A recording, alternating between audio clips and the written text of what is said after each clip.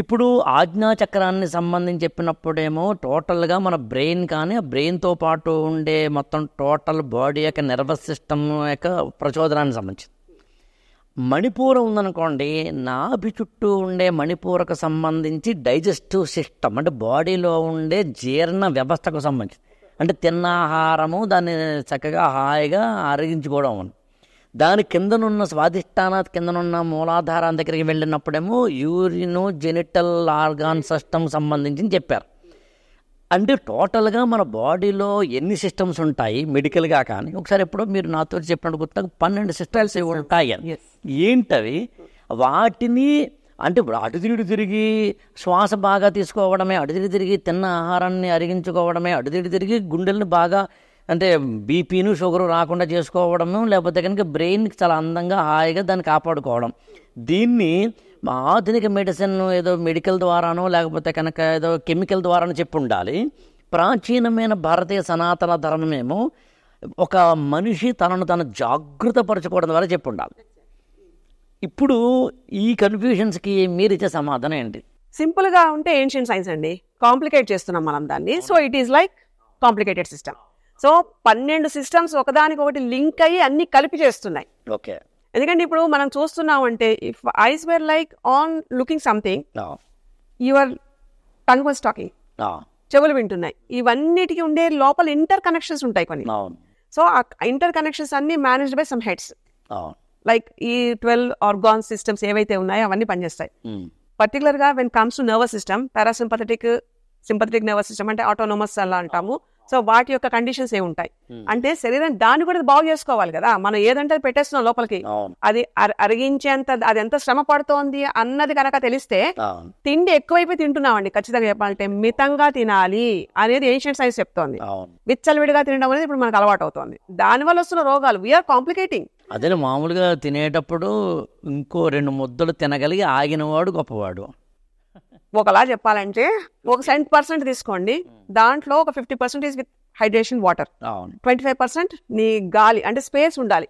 Space and matter లో matter డెన్సిఫై అయిపోతూ ఉంటుందండి, స్పేస్ ఉండాలి. అంటే 25% మనకి గాలి సమానంగా వెళ్లేలాగా ఉండాలి. ఇంకొక 20% మాత్రం 25% లో 20% మాత్రమే నువ్వు తినాలి. అందుకే ఇందాక అన్నట్టు చాంద్రాయణ వ్రతం అనేది రెగ్యులర్ గా చేసేవాళ్ళం. నేను చేశానండి.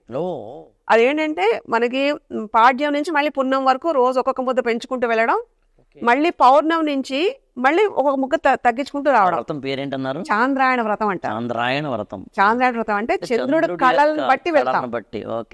చంద్రుడి కళల్ని బట్టి మన మానసిక స్థితి ఉంటుంది. మన మనసు అంటే చంద్రుడు చాలా దగ్గరగా భాషాశాస్త్రం ప్రకారం అంటే ఆయనం అంటే ప్రయాణం. అందులో రామాయణం అంటే రాముడు యొక్క ఎలాగైతే రూట్ ఉందో దాని ప్రకారం ఆయన అయోధ్య నుంచి మిథిలకు కావచ్చు, మిథిల నుంచి లంక దాకా కావచ్చు, ఏ విధంగా ప్రయాణం చేశారు రామాయణం. ఇప్పుడు చాంద్రాయణం అంటే చంద్రుడి యొక్క కళలతోటి మనం చంద్రుడి మీదకి వెళ్ళిపోవడం కాదండి, చంద్రుడి యొక్క సింబాలిజం ని మన దీంట్లో తిప్పడం. రామాయణం అంటే ట్రావెల్, రైట్? ఇది సింబాలిజం అంటే ఇదంతా కూడా మనఃపూర్వకంగా జరిగే ఒక చర్య. అలా చర్య చేస్తున్నప్పుడు ఎలా ఉంటుంది అంటే తేలిగ్గా ఉంటుంది. అందుకే మనకి ఒక్కొక్క రోజు ఒక్కొక్క ముద్ద పెంచుకుంటూ వెళ్ళడం, ఒక ముద్ద అంతే, ఇంతే గుప్పెడికంతా అంతే. అంతమించి 15 ముద్దలు వచ్చేటప్పటికి ఎక్కదండి, 9కే అయిపోతాం, వెళ్ళదు అసలు. మీరు ఎంత కలపండి. ఇంకొకటి అన్ని ఇప్పటిలాగా పప్పు కూర పులుసు పచ్చడి కాదండి, ఒక పదార్థంలోనే అన్ని కలవాలి. అది ఒక్క మీల్ చాలు. అంటే షడ్రుచులు అంటాం కదా, అలాంటి ఉండే ఒక్క మీల్, ఒక ముద్ద చాలు. మిగతాదంతా ఉంటుంది కదండి. మనకి ఆల్కలిన్ చేయాలంటే ఫ్రూట్స్ ఆర్ దేర్, పళ్ళు ఉన్నాయి, చక్కగా కూరలు ఉన్నాయి, ఎంత కావాలంటే అంత తినొచ్చు. అది తేలిగ్గా అరిగేవి. కానీ మనం దాన్ని భిన్నంగా చూస్తున్నాం. శరీరం ఎప్పుడైతే దాన్ని అస్తిత్వాన్ని కోల్పోతోందో, బరువు పెరుగుతోందో, అప్పుడు రోగానికి పెద్ద సీటు మనమే వేస్తున్నాము. ఏన్షియంట్ సైన్స్ తేలిగ్గా నువ్వు గాల్లోకి ఎగిరేంత మనసు నీకుంది, శరీరం నీకుందని చెప్తుంది. మోడర్న్ సైన్స్ అంతా నువ్వు ఎక్కువ అంటే ఇలా పెంచుకుంటూ నువ్వు ఈ మందులు వాడాలి, ఇలా వెళ్ళాలి, ఇలా ఉండాలి అని చెప్తుంది. సో ఇప్పుడు చెప్పండి, నాణ్యతను కోల్పోవట్లేదు మనం, అంతే కదండి. క్వాలిటీ లేదు. క్వాలిటీ లేని మైండ్ ఎలా ఉంటుందండి? కళ్ళు తాగిన కోతి కళ్ళు తాగిన కోతి మంటల్లో దూకుతూ పైగా దానికి మళ్ళీనేమో ముళ్ళు గుచ్చుకొని మంటల్లో దూకి ఉండే అవస్థ ఎలా అయితే ఉంటుందో ఈ రోజు స్థితి అలా ఉందండి. సో మనకి ఏది కావాలనుకునే దానికన్నా చూసిన ప్రతిదానికి పరిగెట్టడం వల్ల మనం దాన్ని కాంప్లికేట్ చేస్తున్నాం. బట్ ఏన్షియంట్ సైన్స్ ఎప్పుడూ కూడా నీది ఇది కాదు, you are like through the body you have to attain lot.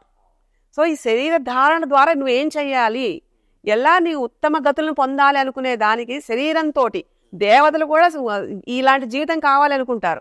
మనిషి పుట్టడం అంటే అంత మహిమాన్వితమైనది రెండోది ఉండదండి. అలాంటి దాన్ని మనం భ్రష్టు పట్టిస్తున్నాం. అలా కాకుండా ఒక 3-4 జనరేషన్ వెనక్కి వెళ్ళండి. ఒక్క 4 జనరేషన్లు వెనక్కి వెళ్తే the amount of the quality of the body and the way they talk అంటే 2 సమానంగా ఉండేవి. అంటే అక్కడ మాటకి చేతకి ఈక్వాలిటీ ఉండేది. నీ ఆలోచన దాన్ని మనస వాచ కర్మణ త్రికరణ శుద్ధి అన్నారు. ఇప్పుడు ఎంతమందికి ఉంది అక్కడ? సో అంటే మనం మిస్ అయ్యేవి ఎక్కువ కనిపిస్తున్నాయి. సో ఇలాంటిది ఈ మిస్ అయ్యేది should get back to that. క్వాలిటీని పోగొట్టుకోకూడదు. నువ్వు రోగం వచ్చిన కంప్లైంట్ కన్నా నువ్వు ముందు ఎలా ఉండేవాడు ఎందుకంటే ఇక్కడ మనకి ఇలాంటి ఈసోటరిక్ దాంట్లో ఈ స్పిరిచువల్ సైన్సెస్ లో చాలా మర్మమైన విద్యలు ఆపాదించబడతాయి మనకి. కేవలం నువ్వు శరీరాన్ని సిద్ధం చేసి అక్కడ కూర్చోబెట్టు, నువ్వు పద్మాసనం ఎంతసేపు కూర్చోగలవు, నీ వెన్ను నిటారుగా పెట్టుకుంటే 95% నీకు రోగాలు రావు అని అక్కడ ప్రూవ్. అది ఎంతో కాలంగా కింద కూర్చొని మనం చేస్తాం. ఇప్పుడు రోజుల వాళ్ళకి అది భిన్నంగా ఉంటుంది.